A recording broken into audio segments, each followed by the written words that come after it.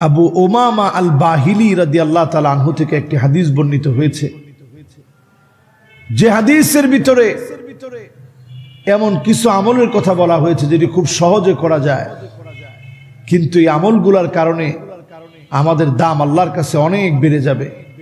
এক নাম্বার আমলটা হচ্ছে লিসানুন যাকির। যখনই পারবেন, সময় সুযোগ হবে, একটু আল্লাহর জিকির করবেন। এই যে এখন সময়টা আমরা কাটাচ্ছি, নানা রকম পৃথিবীর মধ্যে বালা মুসিবত, এই জন্য যতজন আমার সামনে আছেন, এই আখিরুজ জামান শেষ সময়টাকে যদি তিনটি আমলের মধ্য দিয়ে আপনি কাটাতে পারেন, আল্লাহ পাক অজস্র কল্যাণ আর বরকত দিবেন। এক নাম্বার হচ্ছে লিসানুন যাকির। সব সময় পেলে অযথা কথা না বলে, গীবত না করে, শেকায়েত না করে, নামিমা না করে, আরেকজনের পিছে না লেগে শুধু আল্লাহর জিকির করেন। জিহ্বাটাকে আল্লাহর জিকির দিয়ে বিজিয়ে রাখেন। আল্লাহ যেন আমাদেরকে তৌফিক দান করেন, পড়ে না আমিন। দুই নাম্বার যে আমলটা এই সময়ের, কলবুন শাকির, অন্তরটাকে অল্পে তুষ্ট বানান। কলবুন শাকির ওয়া লিসানুন যাকির ওয়া যাওজাতুন সালিহাতুন তুঈনুকা আলা আমরি দীনিক ওয়া দুনিয়াক। এখানে তিনটি বিষয়ের কথা বলা হয়েছে। একটি হচ্ছে আপনার জিহ্বাটাকে আল্লাহর জন্য জিকিরের মধ্যে সব সময় নিয়োজিত রাখেন। অন্তরটাকে আল্লাহর শুকরিয়া দিয়ে ভরে রাখেন। আল্লাহ ভালো রাখছে, আল্লাহ খাওয়াচ্ছেন, আল্লাহ পড়াচ্ছেন, আলহামদুলিল্লাহ আলহামদুলিল্লাহ, আল্লাহ সব দিয়েছেন। বেশি বেশি শুকরিয়া আদায়ের মধ্য দিয়ে নিজের জীবনটাকে সন্তুষ্ট করা, এতে রোগমুক্ত থাকা যায়। বেশি বেশি আল্লাহ শুকরিয়া আদায় করবেন। আপনি অসুস্থ হয়েছেন, মন ভেঙে ফেলছেন, দেখবেন অসুস্থতা আরো বেশি আপনাকে গ্রাস করে ফেলবে। আপনি তখনও পড়েন আলহামদুলিল্লাহ, আল্লাহ অনেকের চাইতে আমারে ভালো রাখছে। দেখবেন আপনার মনটা সুস্থ লাগতেছে, মানসিকতা ভালো হচ্ছে। একটু আনন্দ চিত্তে আল্লাহ শুকরিয়া আদায় করেন আর বলেন, আল্লাহ হাজারো লোক থেকে আল্লাহ আপনি আমারে ভালো রেখেছেন। প্রশংসা করেন মালিকের। আর এরপরে নবীজি সাল্লাল্লাহু আলাইহি সাল্লাম বলেন, আর ওই নেককার স্ত্রী, যাওজাতুন সালিহা তুঈনুকা আলা আমরি দীনিক ওয়া দুনিয়াক। ওই নেককার স্ত্রী পেলে শেষ জামানায় আপনি কল্যাণ পাবেন। যেই নেককার স্ত্রী তুঈনুকা আলা আমরি দীনিক ওয়া দুনিয়াক, যে স্ত্রী আপনাকে দ্বীনের কাজে সহযোগিতা করবে। নিজে তাহাজ্জুদের সময় জাগ্রত হয়েছে স্ত্রী, আপনার চোখের মধ্যে হালকা আলতো করে একটু পানি ছিটা দিয়ে দিবে, আপনার ঘুমটা ভেঙে যাবে। আপনি দেখবেন আপনার স্ত্রী তাহাজ্জুদ পড়তেছে, আপনিও তাহাজ্জুদ পড়বেন। দুনিয়ার ব্যাপারে আপনাকে ভালো ভালো পরামর্শ দিয়ে আপনাকে সহযোগিতা করবে। এই কাজগুলা যখন হবে, এই সময়টা আমাদের ইবাদত বন্দেগীর মধ্য দিয়ে কাটবে। নবীজি সাল্লাল্লাহু আলাইহি ওয়াসাল্লাম উৎসাহ প্রদান করেছেন। এবার আজকের এই জুমাতে যারা আসলেন, যদি বলা হয় কয়জন লোক বিবাহিত সালাম দেন ঘরে গিয়ে, এমন সংখ্যক পুরুষের সংখ্যা কম না বেশি? কেন সালাম দেন না? হুজুর সালাম দিতে খুব লজ্জা লাগে। কেমনে সালাম দেই হুজুর? আমার স্ত্রী, তাহলে সালাম দেই কেমনে? এই যে আমরা শুধু সালামটা দেই না, এক দল শুধু জিন সালাম না দেওয়ার কারণে আপনার পিছনে পিছনে ঢুকতেছে, আপনার খবরও নাই। তারা বলতেছে আদরাকতুমুল মাবিত, যাক আজকে একটা জায়গা পেলাম থাকার জন্য, ঢোক। দল বল বেঁধে আপনার ঘরে ঢুকে গেছে, আপনার টেরো নাই, আপনার কোনো খবরই নাই, হুশই নাই, দল বেঁধে ঢুকে গেছে। এই জন্য যারা এখন বসছেন সবাই সালাম দিবেন। এই সময়টা স্ত্রীরা যদি নেককার হয়, অনেক গুনাহ থেকে আপনি বাঁচতে পারবেন। আখিরি জামানায় মহিলাদের ফিতনাটা বড় ভয়াবহ ফিতনা হয়ে দাঁড়াবে। এখন চিন্তা করেন, যারা যারা আজকের জুমাতে বসছেন সালাম দেন নাই, রসুলের কয়টা সুন্নত আমরা মানি? জীবনে কোনোদিন ঘর ঝাড়ু দিছেন এরকম পুরুষের সংখ্যাও কম হবে, কি বলেন? ঘরটা ঝাড়ু দিছেন কোনোদিন, স্ত্রীর হাত থেকে ঝাড়ুটা নিয়ে আপনি নিজেই ঝাড়ু দিয়ে দিছেন। আপনি মনে মনে চিন্তা করবেন যে এই কাজ তো উনার, এই কাজ আমি কেন করব? অথচ আল্লাহর হাবিব ফাকান্নাসা রাসূলুল্লাহ নিজেই তিনি ঝাড়ুটা নিতেন, আম্মা জানদের হাত থেকে ঝাড়ুটা নিয়ে নিতেন, নিজেই ঘরটা ঝাড়ু দিয়ে দিতেন। এই সুন্নাতটা মানাও নবীজির একটা সুন্নতকে মানা, এই সুন্নতকে মানাও নবীজির একটা সুন্নত মানা, সুন্নতকে উজ্জীবিত করা। আল্লাহ নবীর সুন্নতের প্রতি মহব্বত যাদের রয়েছে এই সুন্নতটা মানুন। এই সুন্নতটার কারণে যিনি আপনাকে দামি বানায় দিবেন তিনি কে? এই সুন্নতটা একটু মানার চেষ্টা করেন। এরপরে দেখবেন আমরা সারা সময় খুব সুন্দর সুন্দর ড্রেস পরি। যেমন আজকে জুমাতে আসছেন, কত সুন্দর সুন্দর পাঞ্জাবি পরে আসছেন, ড্রেস পরে আসছেন, কিন্তু যখনই ঘরে যাই সবচেয়ে পুরাতন, সবচেয়ে ময়লা ঘরের ভিতরে আছেন। এখন আপনার নতুন জামা পরা দরকার নাই, এজন্য সবচেয়ে পুরাতন জামাটা পরি। লুঙ্গিও একটা বেছে নেই যেটা সবচেয়ে পুরাতন হইছে। অথচ আল্লাহর হাবিব সাল্লাল্লাহু আলাইহি সাল্লাম কতটা স্ত্রীদের মনটা বুঝতেন। আল্লাহর হাবিব গড়ে গিয়ে বাদা বিসওয়াক, প্রথমে তিনি মিসওয়াক করতেন। স্ত্রীদের সাথে কথা বলার পূর্বে আল্লাহর হাবিব মিসওয়াক করে নিতেন। সুবহানাল্লাহ বিহামদিহি। কেমন নবী? যেই নবী ঘুমায় থাকলে যেই ঘামগুলো ঝরতো, আম্মা জান হযরত আয়েশা বলেন আমি একটি বোতলের ভিতরে কারুরার ভিতরে নবীজির ঘামগুলো নিয়ে রাখতাম। আমার কাছে মনে হতো মিস্কের চাইতে আল্লাহর নবীর ঘামের সুঘ্রাণটা বেশি। আল্লাহর নবীর ঘামটা এত সুঘ্রাণযুক্ত ছিল, আমি আয়েশা ব্যবহার করতাম মুখল্লাত বানায়া, আতর হিসাবে ব্যবহার করতাম, মুখাল্লাত হিসাবে ব্যবহার করতাম, সুঘ্রাণ নিতাম। আল্লাহর হাবিবের ঘামের ভিতরে আল্লাহ রাব্বুল আলামিন সুঘ্রাণ দিয়েছিলেন। আর চিন্তা করেন সেই নবী কথা বললে যেন নূরগুলা বের হতো, মুক্তার দানাগুলো ঝরে ঝরে পড়তো। সেই নবী ঘরে গিয়ে প্রথমেই মিসওয়াক করে কথা বলতেন, স্ত্রীদের সামনে নিজেকে সুন্দর করে উপস্থাপন করতেন। আল্লাহর নবীর সুন্নত এটাও, এই সুন্নত মানা লাগবে, এই সুন্নতের উপরে আমল করা লাগবে। নবীজির এই সুন্নতটাও জীবনে বাস্তবায়ন করার চেষ্টা করা লাগবে। এটাও নবীর সুন্নত। সাল্লাল্লাহু আলাইহি ওয়াসাল্লাম ইউসলি সাওবাহু, নিজের কাপড়টা নিজেই ধৌত করতেন। এখন আমাদের সমাজে দেখা যায় আমরা নিজেরা তো কাপড় ধৌত করি না, কাজের বুয়ারা ধৌত করে। আর অনেক সময় যাদের সামর্থ্য নাই বুয়া রাখার, তাদের কাপড় চোপড় সব স্ত্রী ধুয়ে দেয়। আপনি মাঝে মাঝে নিজেরটাও ধৌত করেন, তারটাও ধুয়ে দিন, এটাও একটা সুন্নত। নবীজি সাল্লাল্লাহু আলাইহি সাল্লাম এই সুন্নতের আমল করেছেন। এতে করে এমন স্ত্রী হবে তুইনু আলা আমরি দীনিক ওয়া দুনিয়াক, আপনার দিন এবং দুনিয়া দুইটা গোছানোর জন্য এমন স্ত্রী আল্লাহ তাআলা দান করবেন, আপনি চিন্তাও করতে পারবেন না। এই চরিত্রগুলো আপনার ভিতরে আসলে নবীজি সাল্লাল্লাহু আলাইহি সাল্লাম স্ত্রী কাঁদলে আল্লাহর নবী চোখের পানিটা মুছে দিতেন। একদিন সাফিয়া রাদিয়াল্লাহু তাআলা আনহা নবীজির সঙ্গে সফর করেছেন। তো সাফিয়া রাদিয়াল্লাহু তাআলা আনহা রাত্রিকালীন সময়ে নবীজি টর্চ করতেন স্ত্রীদের মধ্যে কাকে নিয়ে যাবে। সাফিয়া রাদিয়াল্লাহু তাআলা আনহার নাম পড়ল, নিয়ে গেলেন নবীজি। এখন নিয়ে যাওয়ার সময় উনার উটটা পড়ল বড় দুর্বল উট।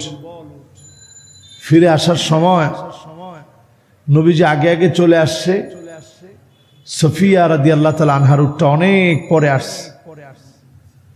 আম্মা জান কাঁদতেছিলেন।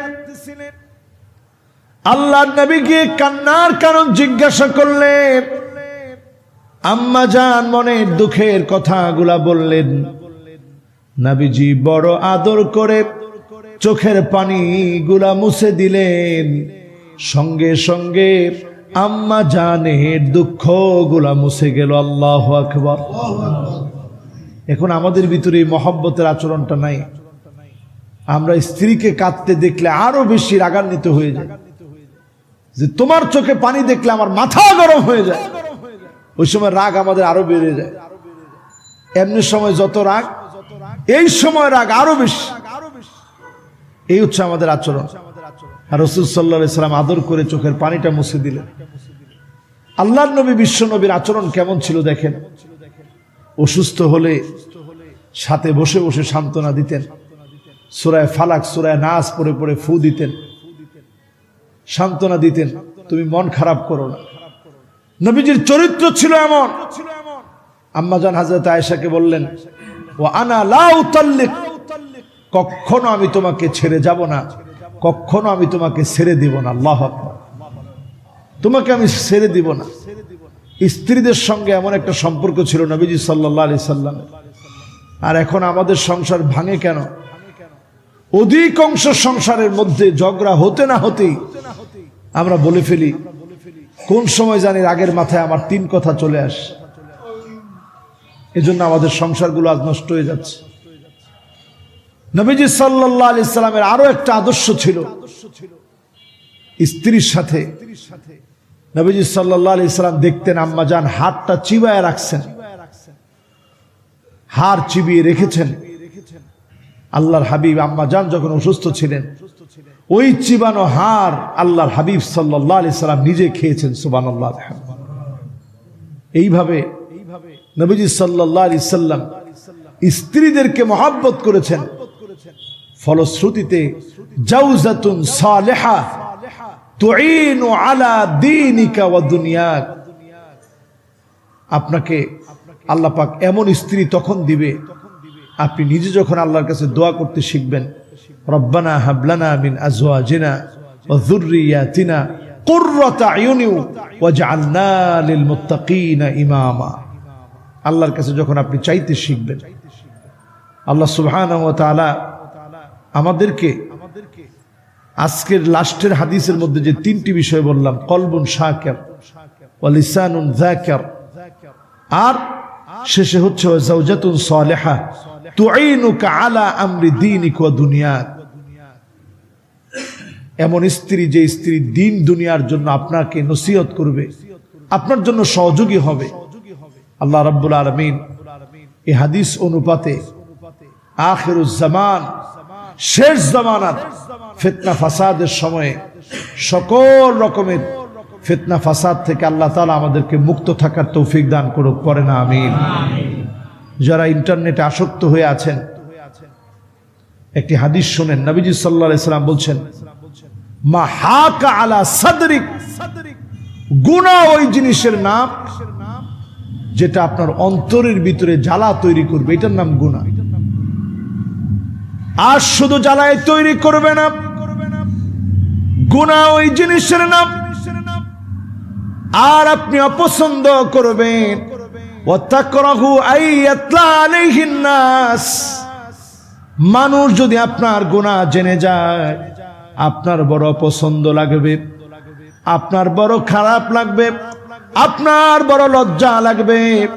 আল্লাহর হাবিব বলেন এটার নামই হলো গুনাহ। এমন গুনাহ যদি আপনি প্রতিনিয়ত করতে থাকেন, আল্লাহ পাক আপনাকে শাস্তির আওতায় আনবেন, যিনি অবশ্যই শাস্তি দিয়ে পাকড়াও করবেন, ধরবেন, আপনাকে পরীক্ষা নিবেন, বালা মুসিবত দিয়ে আপনাকে গজব দিয়ে নিপতিত করবেন, আযাবের সম্মুখীন করবেন।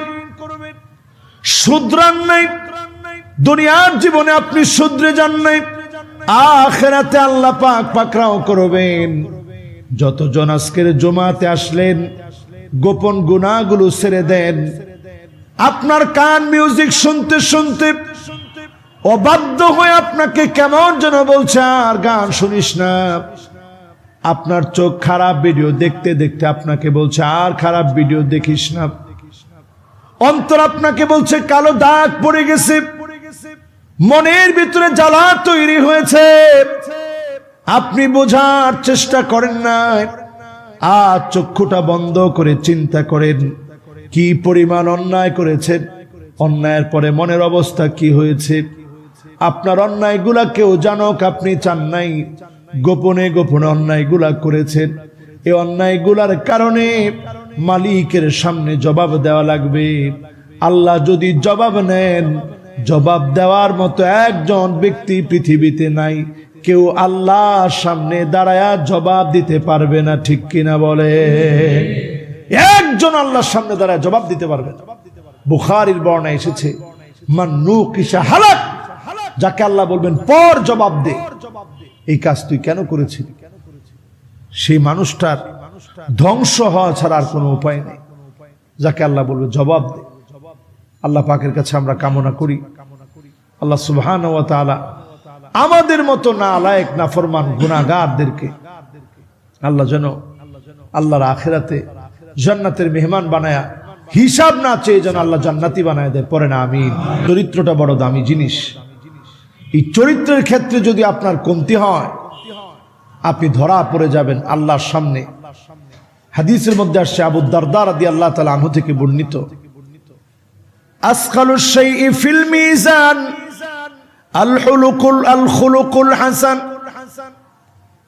আসকালুশ শাইই ফিল মিজান আল খুলুকুল হাসান। দাড়ি পাল্লায় যেদিন আমল নামা ওজন করা হবে, সবচেয়ে ভারী হবে সে আমল, সে আমলটি হলো আপনার উত্তম চরিত্র। উত্তম চরিত্রের পাল্লা সেদিন ভারী হয়ে যাবে। উত্তম চরিত্রের পাল্লা যখন ভারী হয়ে যাবে, যিনি বিনা হিসাবে মাফ করে জান্নাতি বানায় দিবেন তিনি কে? উত্তম চরিত্রটা এত দামি হবে, দাড়ি পাল্লাকে ভারী বানায় দিবে। আসকালুশ শাইই ফিল মিজান, দাড়ি পাল্লায় সবচেয়ে ভারী বস্তু হচ্ছে আল খুলুকুল হাসান, উত্তম চরিত্র। আপনার চরিত্র যদি ভালো না হয়, দাড়ি পাল্লা ভারী হবে কেমনে? দাড়ি পাল্লার সবচেয়ে ভারী জিনিস হচ্ছে উত্তম চরিত্র। এই জন্য চরিত্রবান হওয়া লাগবে। নবীজি সাল্লাল্লাহু আলাইহি সাল্লাম বহু হাদিসের ভিতরে চরিত্র সুন্দর করার কথা বলেছেন, চরিত্র সুন্দর করার কথা বলেছেন। চরিত্র সুন্দর যার হবে সে কত দামি হবে। আল্লাহ পাক ডেকে বলবে ইন্নী উহিব্বু ফুলানান ফাআহিব্বুহু, আমি আমার অমুক গোলামকে বড় ভালোবেসে ফেলেছি। ফেরেশতারা তোমরাও আমার অমুক গোলামটাকে তোমরাও ভালোবেসে ফেলো। সুবহানাল্লাহ। ফেরেশতারা ভালোবেসে ফেলবে। ফেরেশতারা যখন ভালোবেসে ফেলবে, আল্লাহ পাক তখন বলবে এই যে ভালোবাসা সবার মধ্যে ছড়িয়ে দাও, এই ভালোবাসার সুঘ্রাণ ছড়িয়ে যাবে দূর থেকে দূরে। এই জন্য দেখবেন জমিনের লোকেরা একজন একজনকে ভালোবাসে, পছন্দ করে। চরিত্রবান লোকদেরকে, চরিত্রবান লোকদের এই মহব্বত আল্লাহ তাআলা দেন আরশে আজিম থেকে। যে মহব্বত আল্লাহ পাক আরশে আজিম থেকে দেন, দুনিয়ার জমিনে মিথ্যাচার করে চরিত্রবান লোকদের চরিত্র হনন করা যায় না, দাম কমানো যায় না, ঠিক কিনা বলে? এজন্য যতজন এখন বসছেন কথাগুলো শুনছেন, চরিত্রটা বড় দামি জিনিস। আল্লাহর দাড়ি পাল্লায় চরিত্রটা বড় দামি হয়ে উঠবে। আল্লাহ পাক আমাদেরকে চরিত্রবান হিসাবে কবুল করুক, মঞ্জুর করুক, পড়েন আমিন।